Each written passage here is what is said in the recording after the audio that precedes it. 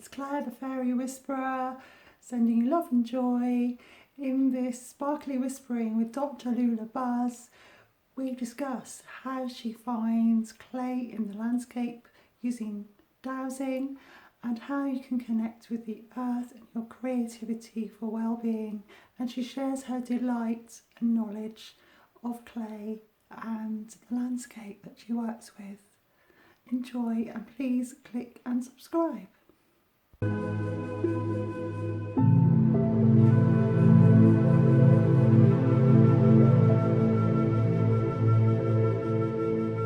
Hi, I'm Claire Casely, Faery Whisperer, and I'm with Dr. Lula Buzz today, and I'll be doing a sparkly interview with her about her work, and she's a really inspiring person, so I'm really looking forward to talking to you, Lula, and maybe you could just introduce yourself and tell us about what you do. Absolutely. Well, thank you for that, Claire. Yes, I'm Lula, and my passion is clay. So raw clay out in the landscape. I just adore being with it and absorbing its energy and connecting with it, connecting to its age, you know, its path in Earth's history. I absolutely adore the fact that it's got that huge potential for transformation. I think, you know, for me, that's a huge part of my calling is the clay and its amazing possibilities that it offers with that transformative potential. Wow. Yeah. Could you tell me a bit more about maybe your first sort of experiences with transformative, or an experience with the transformative qualities of clay? Yeah, I think the sort of standout moment with me in the clay is when I first saw like true raw clay as it appears in the landscape, in all its wondrous characteristics, untouched really. And that was in Derby. I went and I did a course. I got into clay before that, and I loved it, but this was something else. This was like a totally defining moment because I was really connecting with the source, you know, with that true, authentic material of the earth. And I was just stunned by it. It took the form of a sort of bank, and it was called the Koipama clay, and it was a beautiful red colour with bluey green striations running through it. And yeah, I was mesmerised by it, absolutely. And from that moment, that was very transformative for me, that moment. And then, of course, I started to explore it with my hands, you know, with the sensory aspects of it, the way it forms, the way it changes. Even if we don't touch it, it changes with the weather, you know, with the seasons. If it's raining, it becomes wet and soft and malleable. And then when it hardens, it becomes dry, and then gradually little cracks appear. So it's got its own whole life cycle. So it really, truly is alive. Wonderful. I just heard Roxy. Roxy, yes.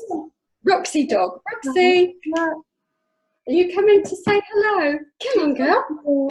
Little helper, isn't she? She is my helper. Come on, darling. Are you going to come up? She's just having a sniff. Come on then. Can you see? Hi, Roxy. There we are. And she appears in the film that you've made. Yes, she does. Yeah, she does. The River Rome that you've made. thinking about this time of lockdown as well. Yeah. It's really lovely. I just love watching it, and be helping you as well. And so many fascinating things and things I wanted to ask you about from that. And one of the things you mentioned is harmonic clay. So you have a bucket of clay. Yeah. So a bit more about what harmonic clay is. Yes. Yeah. So the harmonic clay is it's clay that I've gathered in sort of last year on different projects, which I had things in mind. And there's Roxy again. She said, "Oh no, not harmonic clay again." And yeah, so it's clay that I've actually gathered, and then I've dowsed for an energy centre, a really good energy centre, and then I place the clay on there so that it's kind of washes over, you know, anything that might have been before, and then and sort of set an intention into it. For the future, and give it that good vibration and energy. So that I call it, the harmonic clay, because it's sort of in harmony, where it's harmonizing the clay where it is, and you know, getting it in harmony with the landscape that now I am going to work with. Oh wow! So oh gosh, there's so much I want to ask about that. So firstly, there's the if people don't know about this, you know, I've done a bit of dowsing myself, so I'm saying about energy centers. But so just say a little bit about energy centers and how and what dowsing is. Yes. How you find these energy centers. Yeah. So I started off with my with dowsing. I initially wanted to sort of explore or find pockets of clay, and it sort of developed from that. So I began using the dowsing rods, and then, you know, I need everything for me becomes about the clay. So obviously, to help me find the clay, I need the clay to help me find it. So I started, you know, that's when I've got my clay compass here. Oh, yes. Fascinating. I love it. Can you see? Yeah, that's amazing. Yeah. So I started making, that's when I started making a clay compass to help me to find the clay. And so I used it like a dowsing rod, where you sort of set an intention in your mind. Often it's water, you know, water divining. So you would sort of imagine the water in your mind and then say, show me the water. So show me the water source. And then with a bit of practice, the dowsing rod will turn, as you know, because you've done turns in the direction, and you're shown, so it shows you where it is with this directional dowsing. And then when you reach your, you know, what you're looking for, the water in that case, the dowsing rod would then go to a position of found. Yes. So really this was a development from that. I always had the intention that I wanted to work with dowsing with clay, but I went through a little bit of a process of learning those kind of skills, and then developed it for myself and then came up with the clay compass, which I've worked with quite a few of them, and I also found that when the clay compass, when you find the clay, then the clay compass starts to, so shall I do a little demonstration for you? Do a demonstration, that'd be great. Okay, so if I say, I've got just here, maybe you can see that. I've got some, That's yeah, yeah, nice soft clay there. Yeah. Okay, so if I just hold it in my hand like this, I'm quite centered because we had our little meditation, didn't we? Yeah. So I'll just do a little demo for you. So I would usually start by saying search, show me a search. So it's sort of getting ready, and that's usually a clockwise direction. Okay. And then I might say, very simple example is, the clay is calling, where is the clay? And you can see now it's changed. Yes. Directing me to the clay. Wow. And if I go away from the clay a bit, it changes. It's still going towards the clay. And let me show you, when it actually finds the clay, it's anti-clockwise. So that is what I call the clay on clay response. Yes. And so where have you used this? Have you used it, because now that was Derbyshire, and obviously now you live in Devon. Yeah. Yes, that's right. Tell me about one of the places that you love to connect with clay. Yes. Well, usually it's been in the Bovey Basin, which is around Newton, but as you know, and they've got this gorgeous ball clay there, which is very, very plastic, and it's about 30 million years old. It reaches back that far, way back. And it again, it appears in layers, but it's not the red layers. It's more, you get sort of a grey colours and ochre colours, and you also get black streaks in it, which is lignite, which represents an ancient environment when there was swampy conditions. So the trees would have broken down and left that kind of lignite deposit, which is like a coal. So that's my favourite place. And Stover, where I did lots of workshops last year, which is one of the things I adore taking people out and, getting them engaging with clay in its natural native environment. So that's that. I came to those workshops, didn't I? With my son, Ethan. Oh, it was lovely. It must have been last summer. So fascinating. Really enjoyed it. It was wonderful with your knowledge and the educational side of learning about clay. And I can't wait till we're in a place where lockdown's over. Absolutely. Come along to another one of your lovely.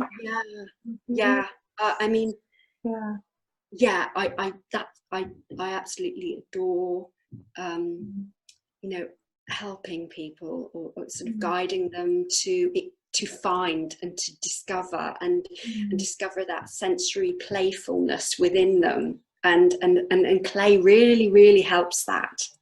It truly does, because if you could take it in your hand and it's alive, and the sensory sort of capabilities of it for people to engage in it, and also takes them straight down to their little child. That element of play and imagination, which people do lose along the way, or and when they engage back with that, they find it again.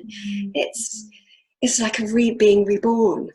So that's what I love to do, and that's one of my favourite places.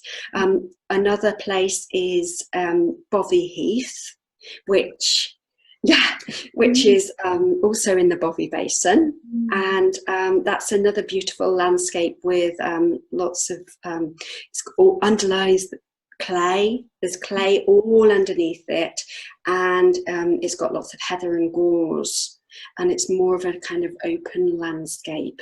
It's also got some ancient sites on it. So you were asking about the dowsing. And that's really when I started, when I discovered the heath, this Bovey Heath landscape. I started kind of wanting to work with the earth energies as well as the clay, the energies that pass through the clay, and those currents. So then I used my compass again. When I work with a landscape, though, I will create a compass from that site. So it's I'm working with the material of the site and the spirit of that site, because that really helps, that connection take place, that deeper connection. So that was really when I started working with these earth currents that meander through the landscape, and particularly with the clay, it has a meandering kind of pattern to it, which with my clay compass, I can tune into that and follow it.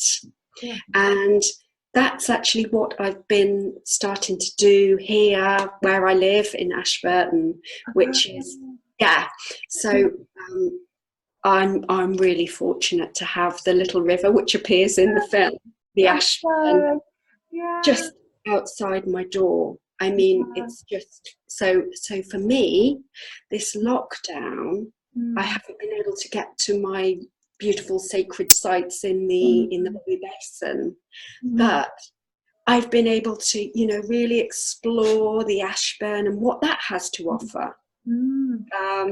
So that's beautiful. Yeah, it's a real gift, isn't it? Yeah. Say, because I found the same. It's really focusing in on my local area, and like you say with the Ashburn River, and of course, rivers are conduits, aren't they? Like you say, with the energies of the clay. Yes. They're bringing energies from other parts of Devon anyway. And it's passing right along the bottom of the garden. Yes. Yeah. That's amazing. Yeah. And then because when you can tune into that, you're tuning into so much more. It's just, once you tune into that, it's everlasting. It's that it's there's no end to it. It's all it's so in a way this lockdown period of time, a lot of the things that I'd planned to do, like everybody else, that I'm not able to do those, but in a way, I've been able to follow that, really explore what's on my doorstep and really work with that. And I think when you start to kind of let go of those sort of frustrations or plans or ideas that you did have, and kind of soften and open to what might be here, then the land opens for you, land opens up. So and for me that has happened. And in the film, it shows, we talk about that energy center and the river, and that's I've explored that. I discovered that during this last few weeks, really. And the other thing I love in the film as well is the way that you treasure the little pieces of even bricks in the river, and it's become, and you've got that whole area that's like we call it the little visitor centre. It's a little block, a port.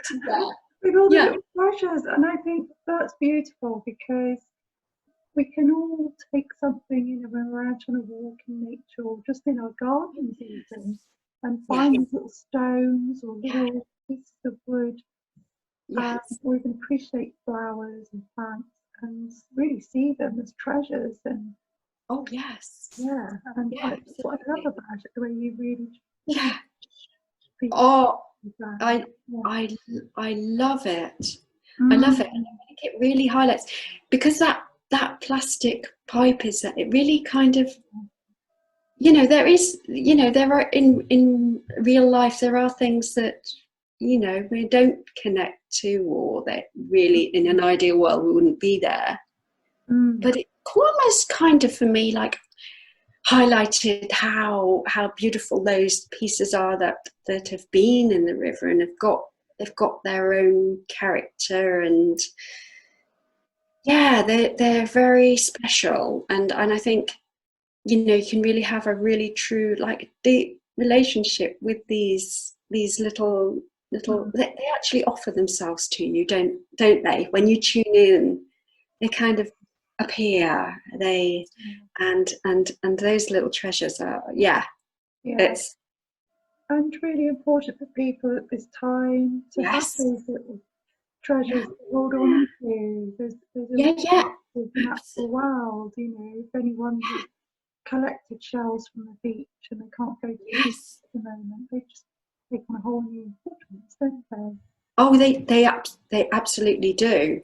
They Mm. do, because when you can freely go out, yeah, they might not have such potent meaning, but when Mm. you're inside and things are limited like that, Yeah. um, you can really deepen your connection with that, and Mm. you can co-traveling in your mind with that. Yeah. You really can, Mm. um, Mm. and those memories that you have, those treasured things, can really give you some solace and a meaning, and actually fill you up. Mm. When you're feeling empty, you're feeling, like Mm. there's a hole there. Those little things actually really, yeah, Mm. really powerful power objects. Yes, they Mm. do.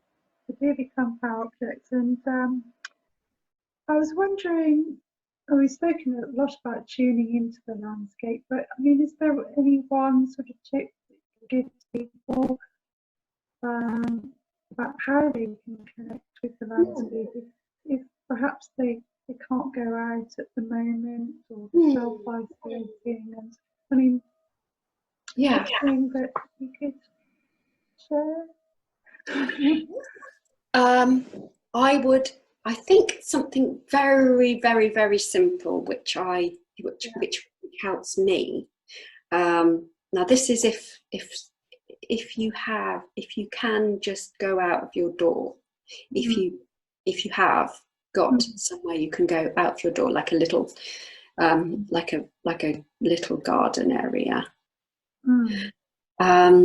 I find that just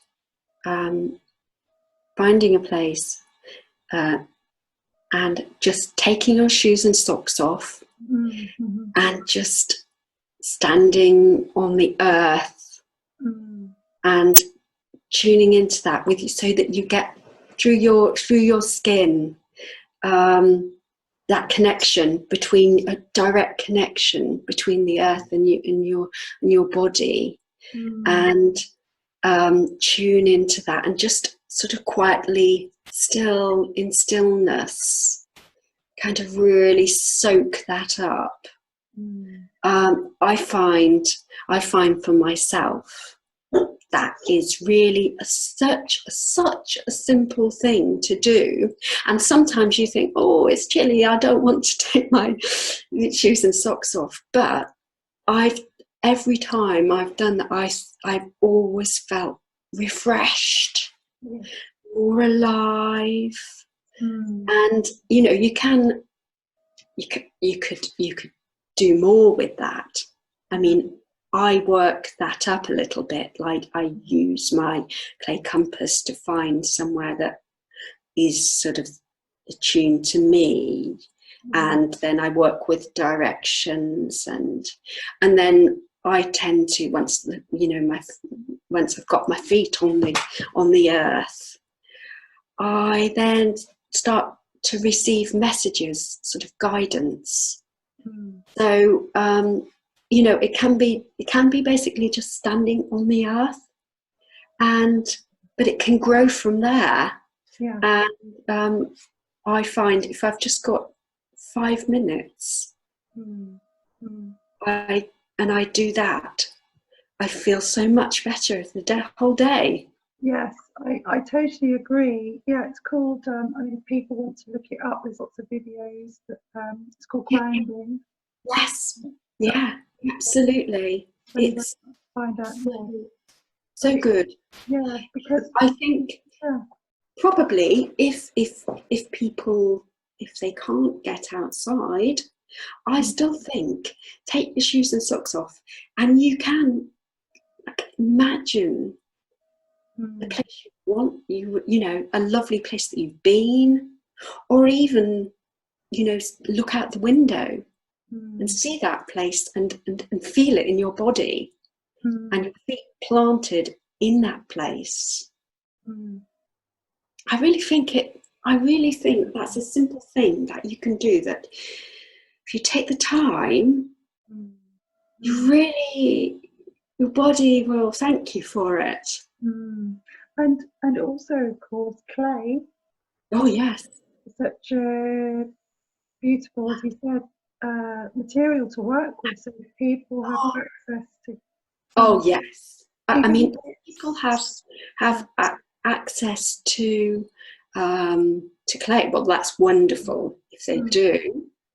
If they have even, you know, clay that you can buy. You know, I always go for the natural. Whatever's natural is my ideal. But obviously, you know, if you know, you can buy clay online, and you know, that is very, very therapeutic. I'll just take a bit in my hand and kind of.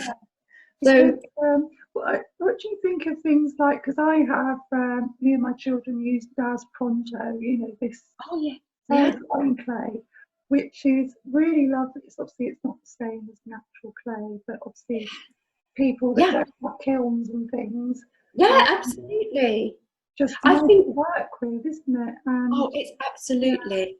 I mm, mean, yeah, absolutely. And I find the people sometimes who say, "Oh, I don't want to touch that," you know, initially a little bit wary of, "Oh, it's a bit messy." And then you find they get into it, and then it's just really therapeutic. Just even the feel of it, you know. So I'd say, you know, anything, the fact that this material is like this, and it yields and it softens to your hand. I mean, that isn't that beautiful, just in just such a simple thing. But if I just squeeze it, so the action of squeezing it, it softens with you, so it wants to be, and then you get sort of a shape like this. So it wants to be your friend, doesn't it? And the amazing thing is, I'm going to get something in a minute that I made that I can show from instant clay. But yeah, the amazing thing is, we met for a walk, didn't we, a few weeks ago? And you were talking about, you know, the granite from Dartmoor, because there's some granite in where we were walking, and how that has become the clay over like millions of years, and just to see how, you know, that transformation and the history, the sort of absolutely unimaginable for us amount of time that this has taken to create. And, I know. And looking at time and how that relates to human time, and oh my God, this is such an ancient material. Yeah, truly is, isn't it? Yeah. And in the film also, where I talk about the slate, and the slate is as well, that is sort of worn down, and then that becomes the clay, and then of course the clay becomes my, you know, with that human interaction, the clay then becomes the clay compass. then of course I go back with it, back to the landscape, and then are offered up these beautiful energy pockets. So it's all, yeah, the time scale's amazing. I love that cyclical process that you use, and you know, you're talking about the slaty clay, and I asked you about the symbol. That's right. Yes, you've got this little I'll symbol. just show you again. Yeah. Let me just show you. Yeah. So yes, here we are. Yeah. There we are. Quite an interesting symbol. Yeah, it's beautiful. And is that your own symbol, or is it? Yeah. Yes. Yeah, it's my own symbol. Yeah. Yeah, so it's got those little lines. That's sort of the slaty, because slate's got cleavage. That's what they call it. Yes, slaty cleavage. So it's sort of in lines, in layers. Yeah, I see. Yeah. So yeah. I know, it's funny, isn't it? People do laugh at that. But so that symbol kind of reflects that with with those little lines, and with the sea being the clay. Yeah, and I love, you know, that it's got its identity. You know, it's named now, and it's got identity, which is. I'm just going to get my little thing that I've made. Just a moment.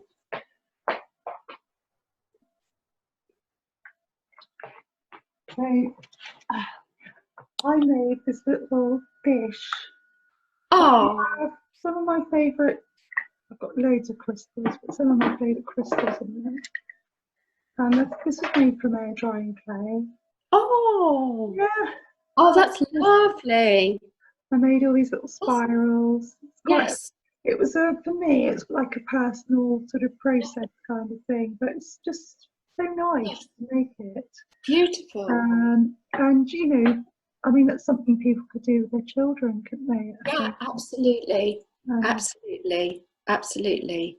And yeah, one of the things I'm really wanting to do in the future is send packages of the harmonic clay out to people, and kind of, you know, so that they can explore it for themselves and make personal objects, and maybe, you know, have a kind of dialogue with them while they're doing this, during this process, because I've found, you know, there's moments where I've felt like certain emotions, and just by getting in touch with the clay and that softness. I mean, I've got one here. This is a little symbolic piece that I've made. Oh wow! Yeah, this is the mother bear, and it really kind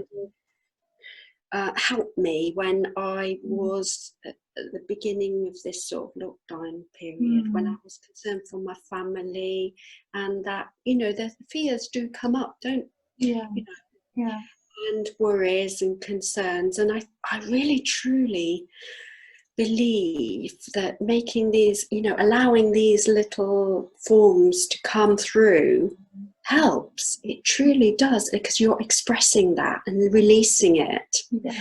And then you've got something to go to that gives you that the nurturing feeling that you need sometimes, because we all do need that. Yes, that's wonderful. I'm really interested in the harmonic clay pack. Yes, that'd be really lovely. And yes, I'd definitely be up for having one of those myself. Oh, wonderful! Oh, that'd be wonderful.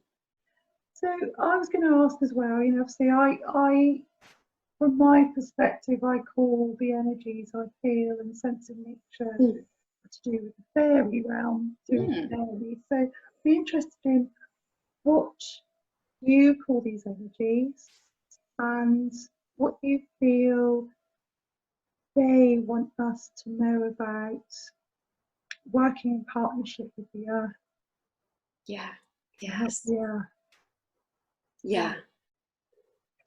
So I think I see all of nature through clay as source. Yes. Yeah. You know, that's how I engage. And I feel with that the clay is hidden. You know, often the clay is hidden. We don't know what's underneath. And it shows itself, and it wants to be seen and appreciated, and it wants to be our friend and help us. It truly does. And through looking at it, through sort of bringing it out into the light and revealing, then appreciation grows. And I think that's a mutual appreciation. It's basically, you know, that acknowledgement and respect for one another, and to live in harmony. I mean, talking about the harmonic clay, to live in harmony with, you know, everything around us. That's what the message it would like. That's Mother Earth's message, to live in harmony. And you know, for myself, I can find that place by going to my own source, which is the clay, and then through that, other things, you know, fall, if they fit into place or they show themselves to me. And I think everyone can do that, you know, find their own little way in, and then there's that mutual kind of respect and honouring of each other. Yes. The nature will honour you if you honour nature, and living in harmony with nature. Definitely, that's one of my key words, actually, harmony. What I do, and yes, definitely, you know, when I connect in with the landscape, it is, you know, we are harmonizing ourselves, aren't we? When time with it, we are harmonizing ourselves. Yes. We're part of nature. Yes. So it's remembering. We're not Yeah. doing anything new, we're just remembering. Yeah, yeah. We really are. Yes. That's the beautiful thing about it, isn't it? Yes. And I wanted to know a little bit more. You've mentioned about creating the harmonic clay and some books, and just to share with us, because I know you've got so many talents and plans, and just a bit more about your work and what you're planning on offering in future. And yes. So I would love to develop more my on-site walks, adventures with clay, and that's something that eventually, you know, when things are safe to do that, I'll be doing that, lots of that. And then on things, you know, like online, the harmonic clay, sending those packages out, which I would be kind of dedicating to people. So it's a way of honouring the clay, honouring our place in the world and our relationships that we can create, and in a more distant way, because obviously with my walks, it's sort of on site, and it's you know, some people, distance prevents people from coming, you know. So there's those two things. Also, I want to work with women a lot more, you know, and get into that ceremonial space with the clay, with the landscape, and that's something I'm wanting to develop from this lockdown space, because part of what I'm doing with my dowsing in the slaty clay is I'm creating a sacred sort of ceremonial site by the river on the floodplain, and so I'm dowsing these currents and energies and these sort of lovely pockets of energy, and I would like to create a site there that I can work both with people physically coming to it, but also remotely. So I'd like to work with women using sort of ceremony and honouring the site and helping them to find that place, you know, that they can relate to themselves. So there's those aspects. Yeah. Just one other thing that I do. I'm on the committee of the Ball Clay Heritage Society, which is, I love it. So about the history of ball clay. So I do their archiving, and I write for them and do the website. So I will be working with that more if people, you know, working with the history side of things, and photograph old photographs, and working with a new museum that's opening in Newton Abbot later this year, we hope. So that's another area. So there's a few kind of areas there that you know, I'm trying to work with and flourish and expand. But it's sort of we're all learning all the time and all finding different ways, aren't we? We are, yeah. It's amazing that what you see as restrictions are actually us up in lots of ways as well. So it's a very, very powerful time.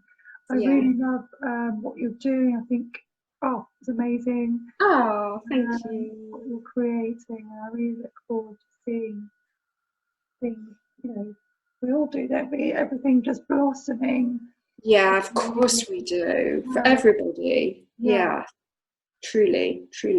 Yes. Yeah. Is there anything else you'd like to share with us, or I think I'd probably like to say I delight in seeing people who come and work with me. I delight in seeing their delight. Yes. What comes out. That's such a big thing for me, to actually see people getting in touch with that little space of joy. That's amazing, and that's really what I myself will be working towards more of. That's a lovely, thank you, Lula. That's brilliant. Yeah, and that is such a valuable gift. I mean, especially in these times. Yes, we all need some joy and inspiration and light. Yes. So thank you for talking to me today, and to Roxy, who yes, she made an appearance, didn't she? Where is she? And I love your little film, and I really hope people just watch it, enjoy it, and get just inspiration from it. Yeah, it's quite sort of easy-going little film, nice little trip down the river, and it's we can all do that in a small way or a bigger way. Yeah, we can do that. Yeah, we just sort of need to just let things go and just let things in, let new things in. Yes. Yeah. So on that note, I'm going to say thank you for being here today. And thank you ever so much, Lula. It's been great. Absolute pleasure.